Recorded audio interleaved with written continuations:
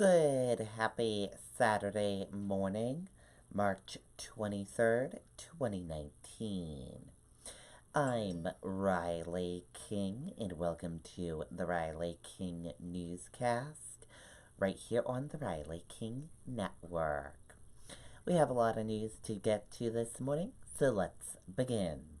First up, Washington awaits results after Mueller wraps up Russia probe.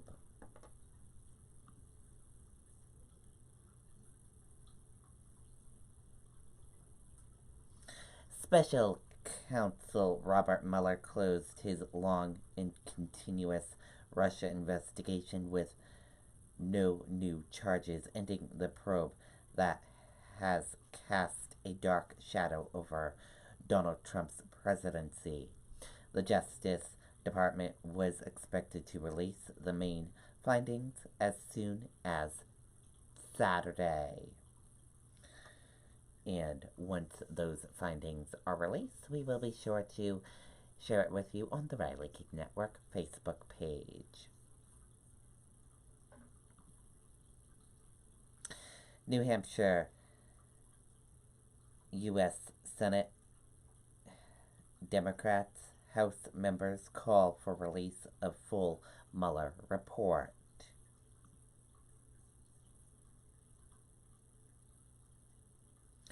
Shaheen, Hassan, Custer, Pappas agreed. Public service to see full content. The 4 Democratic members of New Hampshire's congressional delegation are in agreement that Special Counsel Robert Mueller's report on the Russia investigation should be made public.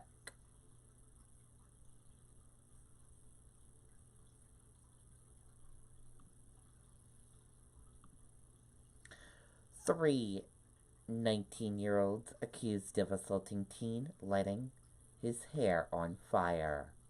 Let's take a listen to this video from WMUR News 9, Jennifer Crompton.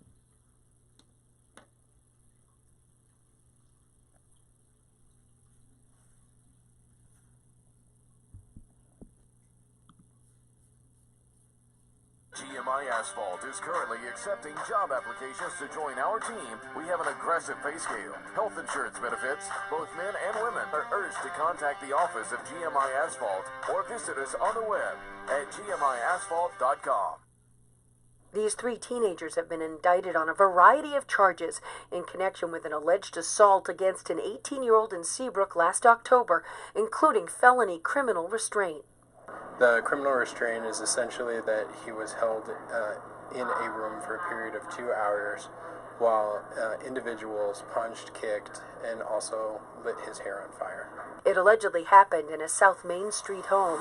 In court documents, police described the 18-year-old victim as having a low-level autism disorder and as having visual bruising when he and his mother reported the incident the next day. Victim statements allege that Rivera, quote, hit me in the face 3 times, twice on each side and once on the chin. After that, I was completely humiliated. Most of the people at the house were spitting on me, physically abusing me, flicking ash in my hair, kicking me, and making me admit crimes I did not commit. 19-year-olds Paul Dustin and Brandon Lemieux also charged with simple assault. The victim says his iPhone was taken and, quote, I was told that if any point I left, I would be put in the hospital and then a body bag. Documents also indicate video evidence, a detective saying, quote, Izzy can be seen punching him in the face with a closed fist while several other people are filming and laughing, and that, quote, it shows the victim pleading with him to stop and is defenseless. The unfortunate reality is with violent crimes, the victims often undergo senseless violence, and it's our goal to get justice for them. All 3 are free on bail tonight. At this point, their cases will be tried separately. We're live in Seabrook. Jennifer Crompton, WMUR News 9. Okay, and there you go on that video and that report.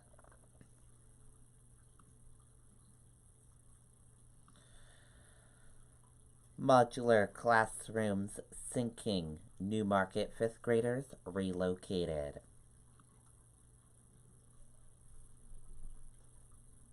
Let's take a listen to the video from WMUR News 9, Siobhan Lopez.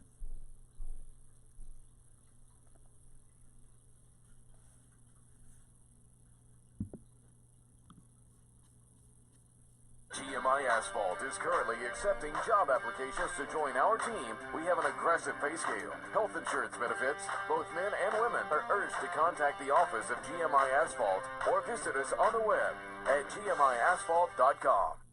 Signs of sinking classrooms became clear to Newmarket Elementary School officials Thursday when they discovered the doors to the modular classrooms were sticking. Our facilities director took a look, asked our fire chief to come over, take a look. We made the determination that there was some settling. Superintendent Meredith Nato says 4 5th grade classes were relocated into the main building. The wet, warming temperatures set a plan they already had into motion sooner. The modulars are slated to go away at the end of this school year anyway, and a couple were slated to go away prior to April vacation or right during April vacation, essentially. Nato says these modular classrooms have been in use for about a decade, but they're just seeing an issue now after they were relocated for construction.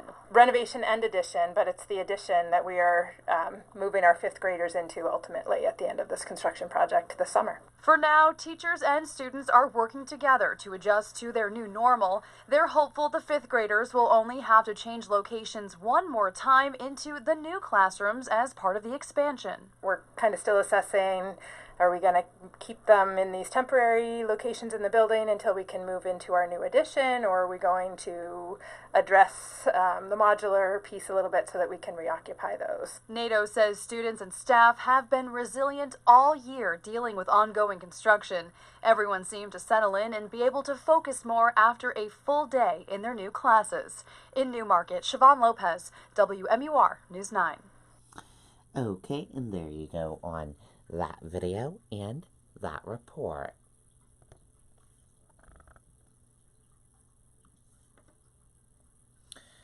Family Marines volunteer at nonprofit on 10th anniversary of New Hampshire Marines death.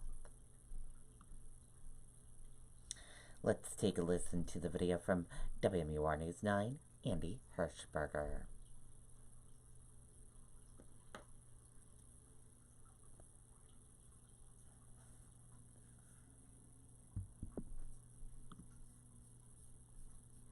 Do you need a new roof but think you can't afford it? Our average customer pays $7,500 for a total roof replacement, and we have finance plans with payment options under $150 per month. Call today. Century Roofing, we've got you covered. He served his country with pride, and now his family and fellow service members are honoring his memory with service. Corporal Michael Willett of Manchester was killed in action in Afghanistan 10 years ago today. 10 years ago, I made a really conscious decision to honor the way my brother lived his life instead of focusing on the way that he died. And for me and for our family, it's really about all of the amazing things that have come about because of his death. For 10 years, Stephanie Willett has quietly done service projects on this day. But for this anniversary, she gathered Marines who served with her brother from all over the country to help Liberty House, an organization that helps homeless veterans. Just never forget what sacrifices for this country people have made, and the people that are still here that are going forward with their lives to make sure you keep helping. The mission for these Marines today is pretty much organizational. You see, during the holidays here at Liberty House, they get a lot of donations that kind of just get put anywhere. So what they're doing today is finding everything a proper home. And I think this not only honors his legacy, but allows other people to kind of take up that torch of making the world a better place. So on this difficult day, the surviving family of Corporal Willett got together with his brothers in arms in a small place to make a small difference. A decade removed from that foreign land where he paid that heavy price. And that was all they wanted. One afternoon, a little bit of love. That's all it takes to change the world. In Manchester, Andy Hirschberger, WMUR News 9. Okay, and there you go on that video and that report.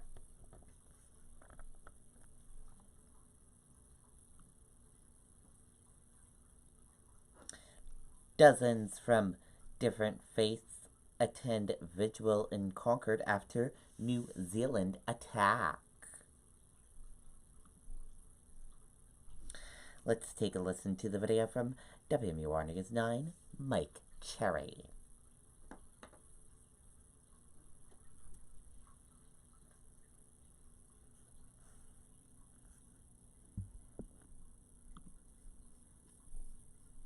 This is not your kid's sandbox. This is the place that brings your backyard dreams to life. That's right, Monica. Dozens braved the wet weather to honor the lives lost in the deadly shootings at 2 New Zealand mosques. During a vigil, the names of the victims were read aloud in Concord. Some in attendance wore scarves, not just to keep warm, but covering their heads to show solidarity. The event was organized by the New Hampshire Council of Churches, a partnership that brings Christians, Muslims, Jews, and other denominations shoulder to shoulder on a weekly basis. The people that don't, that have hardened hearts and bigots and etc. Have no idea how much solidarity with the interfaith people we have. We believe in many of the same things. We worship by the same principles, the same God who unites us, who created us, and we need to bind together in a hope for peace. For more on prayer vigils happening in New Hampshire, or to learn more about the New Hampshire Council of Churches, visit this story on our website or mobile app. Back to you. Okay, and there you go on that video and that report.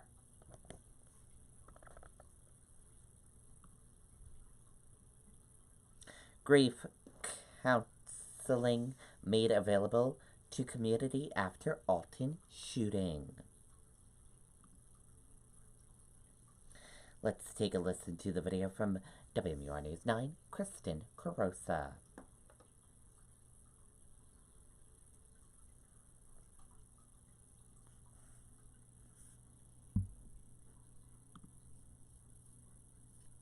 This is not your kid's sandbox. This is the place that brings your backyard dreams to life. It's been 1 week since a deadly double shooting in Alton. An 11-year-old boy is accused of killing James and Lizette Eckert. There's a lot of emotion. You know, an incident like this affects people in many different ways. The incident shut down roads and launched an investigation into what exactly happened. You have age groups all the way from young children through teenagers, you know, to the rest of the adult community. They're all feeling the effects differently. Funeral services for the Eckerts took place Friday morning. To support one another, to remember the family, to help the family, and to, you know, hopefully move on. The chief says there was a large showing of support, and he felt it was important to pay his respects. I know a lot of these people in town, a lot of these people that are personally affected, a lot of these children. I have a family of my own. I think they need to see me there. After the services, grief counselors from the state were in hand at the town's community center to help people cope. Not everybody knows how to deal with that kind of grief and move on, process it. These individuals have specialized training. They can sit down, they can talk with families, they can talk one-on-one, they can talk in groups, and they have a wide range of experience to help people better deal with this. If people could not utilize the services offered today, the police chief says you can call the police department and they will provide the resources people need. Reporting in Alton, Kristen Carosa, WMUR News 9. Okay, and there you go on that video and that report.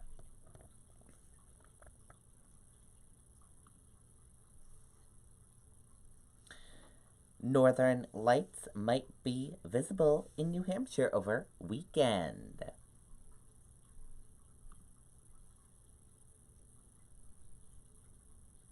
Let's take a listen to this video from WMUR News 9, Haley LaPointe.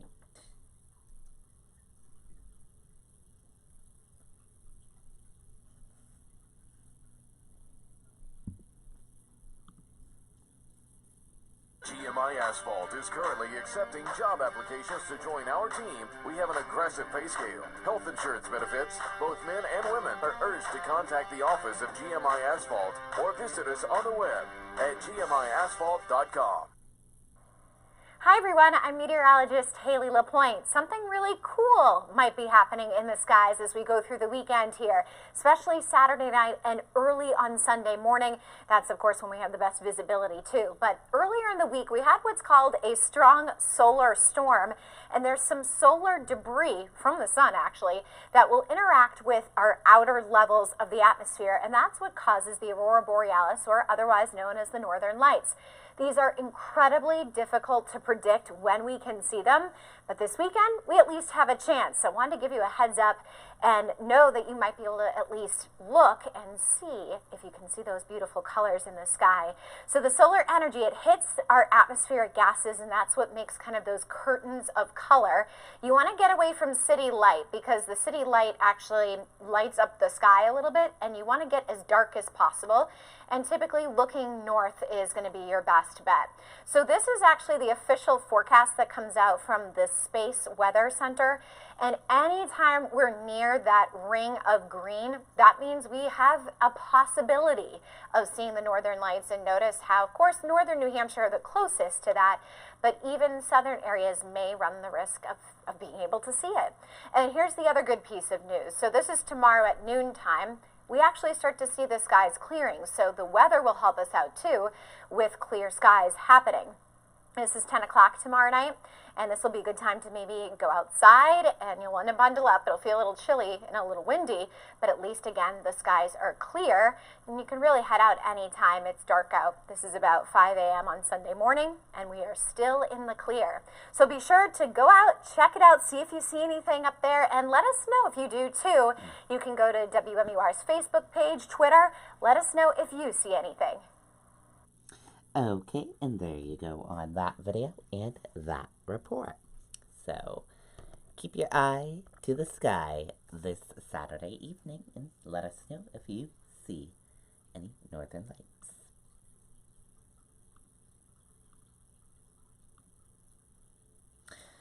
Pittsburgh jury clears white cop in fatal shooting of fleeing black teenager.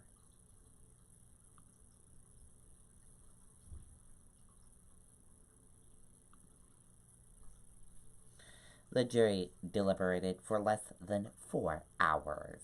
Let's take a listen to this video from ABC News.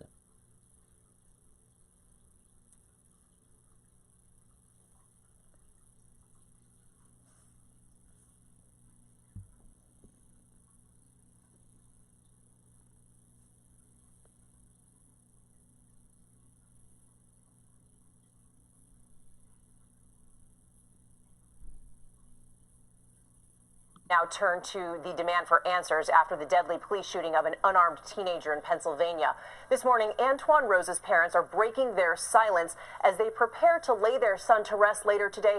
They are now demanding justice. ABC's Kenneth Moten sat down with them for this exclusive interview. Good morning, Kenneth. Good morning, Cecilia. Hundreds of people from this community are expected to attend the funeral for Antwon Rose, which is being held here at his high school. There will be no protest today as so many in this community pay their respects to Antwon and his parents. All of this is being done out of respect for them after they told us they want the officer who took their son's life to be held responsible. As hundreds lined up for 17-year-old Antwon Rose's wake Sunday, his grieving parents spoke out. That was my baby. This morning, they are adamant there was nothing justified about the death of their son shot by police. He murdered my son in cold blood. If he has a son, I pray his heart never has to hurt the way mine does. As we learn more about the cell phone video that captured the moment the unarmed teen was hit 3 times last week by East Pittsburgh police officer Michael Rosfeld as he ran away from a traffic stop. It was like he was taking target practice out on this young man's back. He didn't flinch. He didn't say stop running. He didn't say anything. The 23-year-old witness who asked us not to show her face, telling us about her decision to record that cell phone video. It was the tone of the officer's voice, his tone. He was very harsh. He was screaming. The car Antwon was riding in was suspected of being involved in a drive-by shooting. Police say they found 2 guns inside the vehicle after Antwon was shot and an empty gun clip in his pocket. The ones that say Antwon shouldn't have been in the car. To that, you say my son is dead. For all those people that say that, their son must be at home. The shooting has sparked massive protests. Keep fighting. Do it peacefully. Antwon's mother shared with demonstrators a poem he wrote 2 years ago for a class. I see mothers bury their sons. I want my mom to never feel that pain. That's not just a poem. That is the life of many, many young African American males. It was just that my son wrote it down and he lost his life. My son was truly a beautiful soul. Everyone has stood up. And I'm hoping that it changes the world. Antwon's parents didn't want to talk about the alleged circumstances that led up to the shooting. Officer Rossfeld is said to be cooperating with this investigation. We haven't heard back from his attorney, Cecilia. Okay, Kenneth, thank you. And the family is very grateful for the video that was taken by a bystander, and it's just chilling that he wrote that poem. Yeah. What happened. Yeah. Okay, and there you go on that video and that report.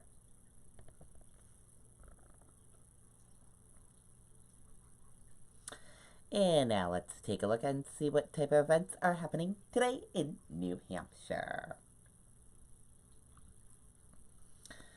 Charming Fair Farms Maple Express, 10:30 a.m. in Candia.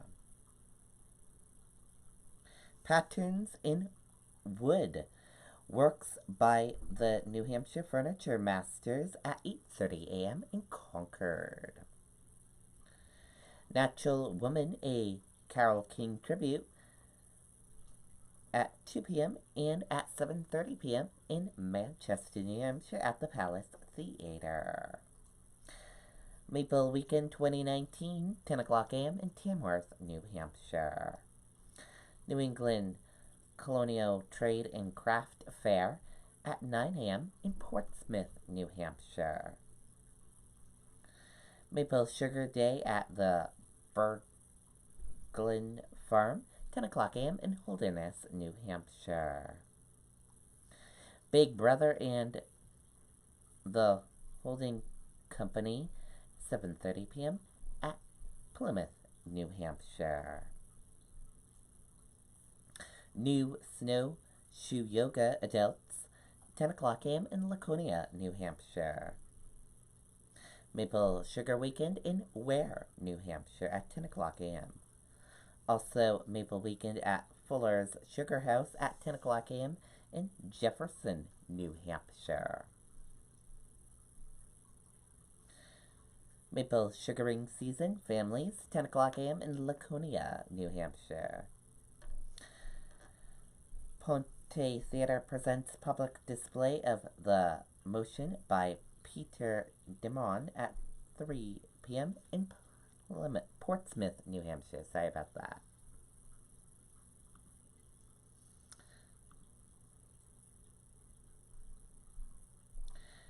Maple Pancake Breakfast, 7:30 a.m.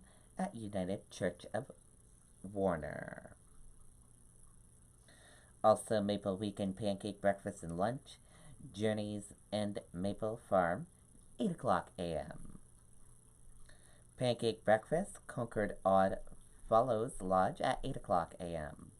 Queen City Icebreaker at Trinity High School at 8 o'clock a.m. New Hampshire Master Gardening Spring at SNHU Banquet Hall / Dining Facility at 8:30 a.m. GHSS Annual Cabin Fever Flea Market, Hillsborough American Legion, Post number 59 at 8:30 a.m. Amoskegon Quilt Guide Pillowcase Workshop, Emmanuel Baptist Church at 9 o'clock a.m. New England Colonial Trade and Craft Fair at 9 o'clock a.m. at Costco Brewery. Story time at Concord Public Library on the Heights branch at 9:30 a.m. And acting workshop for 20-somethings, the Community Players of Concord, New Hampshire studio at 9:30 a.m. And also, it's day 2 of the Made in New Hampshire Expo at the Doubletree by Hilton Expo Center in downtown Manchester. And that begins today at 10 a.m. to 7 p.m. 7:30 p.m. And those are all the events happening today in New Hampshire. And by the way, drawing for Powerball is this evening. And here's a look at the estimated jackpot, and this is the cash value. So go on and buy your tickets today for the Powerball drawing that is tonight. And no one won Mega Millions, so the next drawing is Tuesday, and it jumped up to this estimated jackpot, and the cash value is right here. And that does it for this edition of the Riley King Newscast right here on the Riley King Network. I hope you all enjoyed watching, and have a wonderful Saturday, everyone. See you back here later on today for another newscast. And I'll have a news report coming up in a little bit. Goodbye, everyone.